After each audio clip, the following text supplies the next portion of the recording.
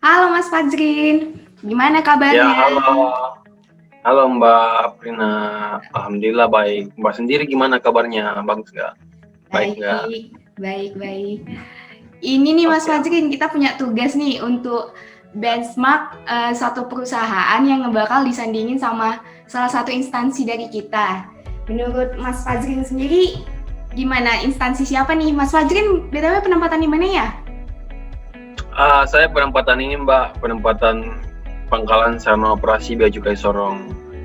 Oh, gitu. Ya. Udah penempatan ya. Oh, kalau saya sendiri masih OJT sih di Jakarta, KPPN Jakarta. Nah, menurut Oh, Mas Fajrin sendiri itu kalau di Bea Cukai di kantor Mas Fajrin nih, apa sih kendala yang mungkin bisa diperbaiki ke depannya menurut Mas Fajrin gimana? jadi gini ya Mbak, saya jelasin pelan-pelan ya. Mm-mm. Uh, Kalau di kantor saya itu, jadi gini.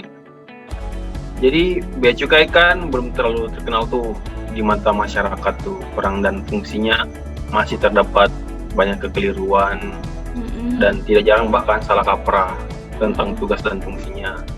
Mm-mm. Contoh, masyarakat kadang mengira uh, Bea Cukai menggunakan barang-barang sitaan itu untuk kepentingan pribadi.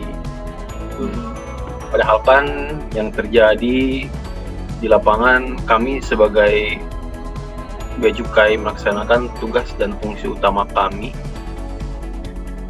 diantaranya community protector dan revenue collector, untuk melindungi negara dari masuknya barang-barang ilegal dan berbahaya, juga untuk mengoptimalkan penerimaan negara. Oh, jadi kalau Sedangkan, misalnya barang-barang sitaan itu gimana tuh prosesnya Mas Fajrin?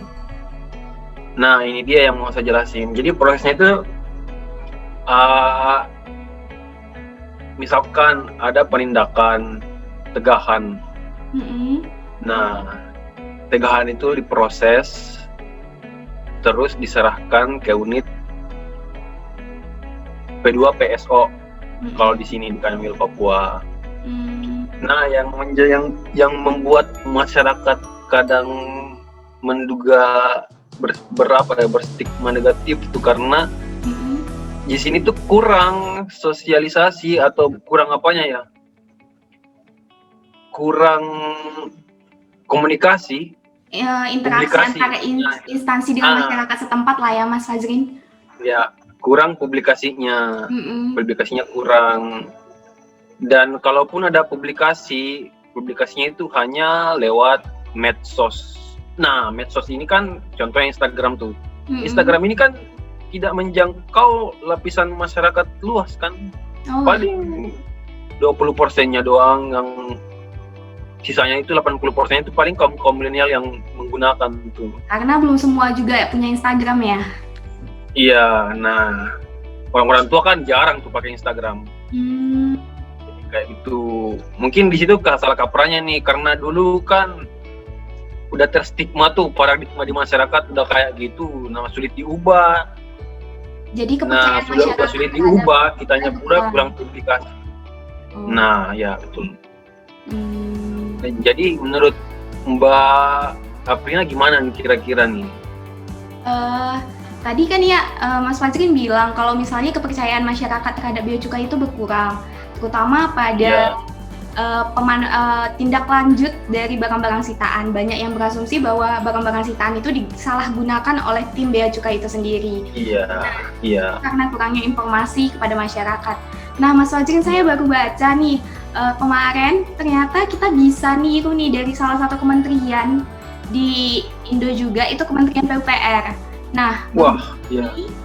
Kementerian PUPR itu memenangkan penghargaan Public Relation Indonesian Awards atau disingkat PRIA untuk tahun 2021 karena terpopuler dalam media cetak dan mendapatkan silver dalam populer menginformasikan melalui media sosial. Nah, dari penghargaan yang mereka dapat nih, kan bisa kita lihat bahwa ternyata Kementerian PUPR ini memiliki kualitas yang baik dalam menyebarkan informasi ke masyarakat, sehingga Kementerian PUPR dapat memiliki kepercayaan yang baik seperti masyarakat. Nah, mungkin kedepannya Oh, kayaknya bea cukai bisa menjadikan ini sebagai benchmark untuk Bea Cukai bisa mendapat kembali kepercayaan masyarakat. Gitu Mas Fajrin. Nah, iya, itu penghargaannya media cetak ini ya, PUPR-nya. Iya, dalam media cetak. Jadi mereka nggak hanya menjangkau secara media sosial aja seperti Mas Fajrin bilang. Jadi kan, iya betul. Seperti yang Mas Fajrin tadi bilang, nggak semua masyarakat tahu nih media sosial. Masih ada masyarakat yang butuh melalui media cetak yang secara tradisional begitu. Nah, jadi mereka itu tetap menjaga penyebaran informasi mereka baik melalui media cetak maupun media sosial, dan mereka sama-sama mendapatkan penghargaan itu.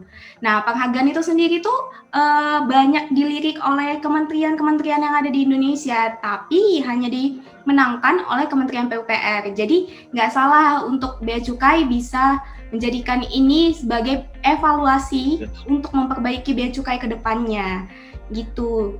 Jadi nggak cuma itu aja nih Mas Fajrin, ternyata PUPR ini dapat penghargaan langsung pada tahun 2016 dari Wakil Presiden saat itu yang menjabat itu Bapak Yusuf Kala, karena keterbukaan informasi PUPR ini ke publik gitu.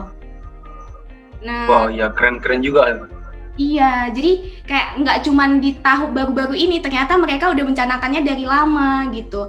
Nah, saya telusuri lagi nih, apa-apa aja sih yang dilakukan PUPR, kenapa mereka bisa aktif dalam menyebarkan informasi media sosial gitu.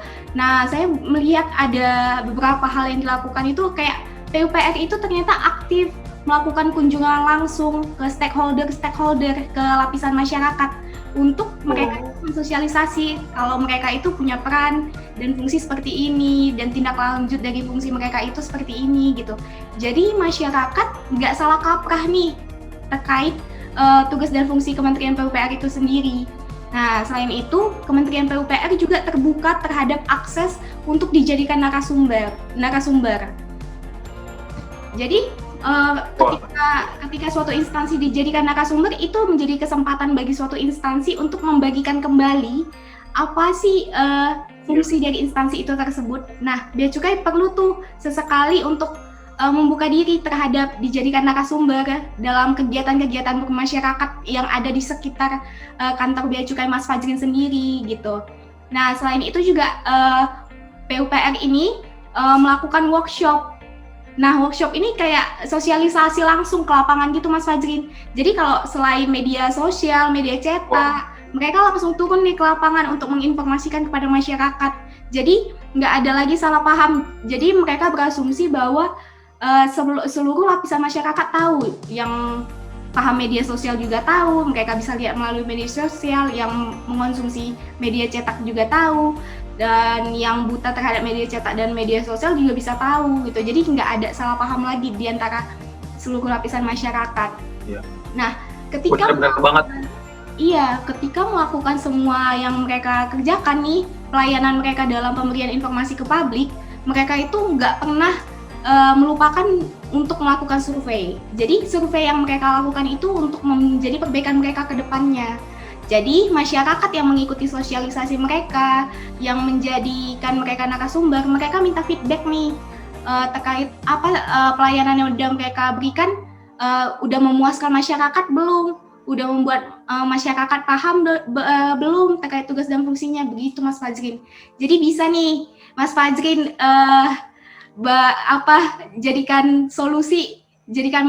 kasih masukan nih ke depannya. Iya, keren banget itu idenya, Mbak. Waduh, mantap, bisa ditiru. Iya. Mungkin Bea Cukai itu sendiri bisa nanti ke depannya buat jadwal kunjungan ke masyarakat, buat workshop. Benar-benar, ide yang bagus tuh.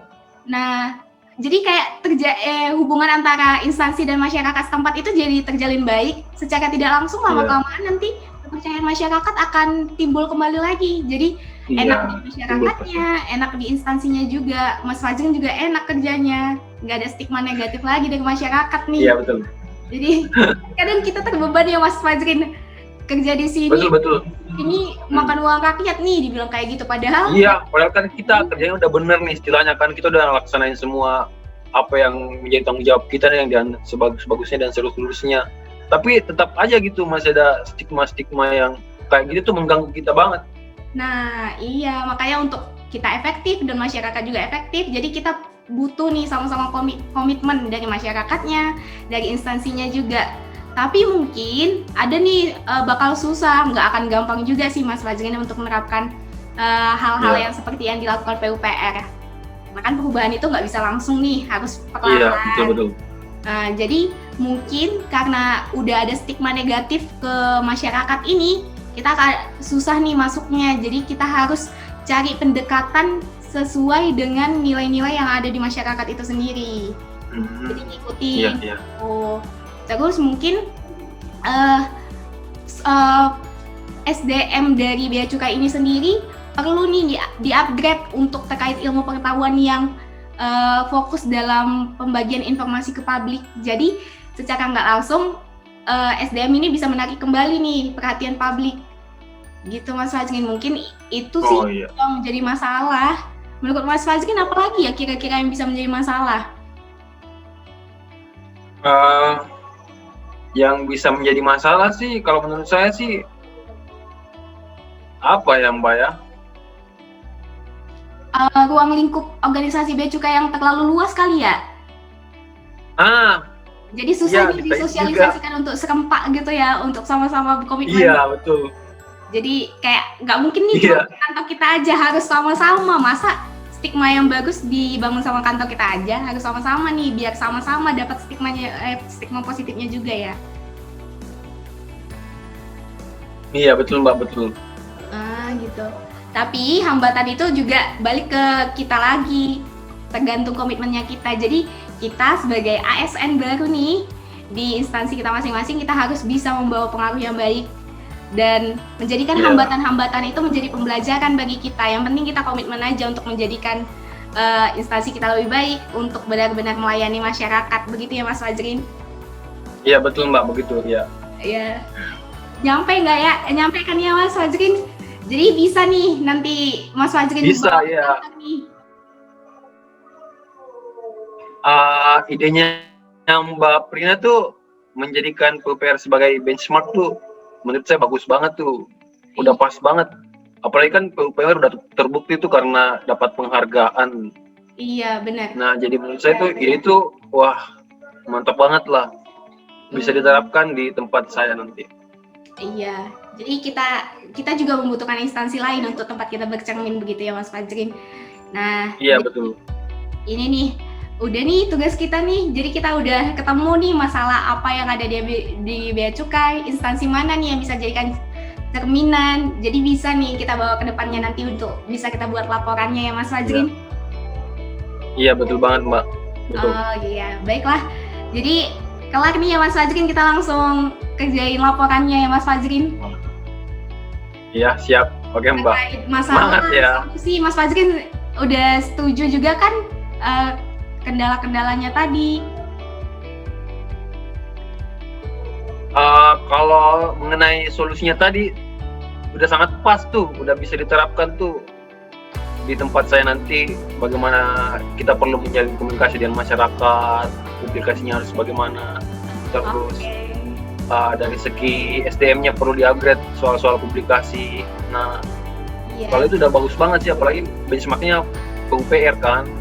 Iya, benar-benar. Oke deh Mas Fajrin. Sampai situ aja tugas kita kali ini Mas Fajrin. Siap Mbak Prina. Sampai jumpa di tugas selanjutnya Mas Fajrin. Thank you. Siap.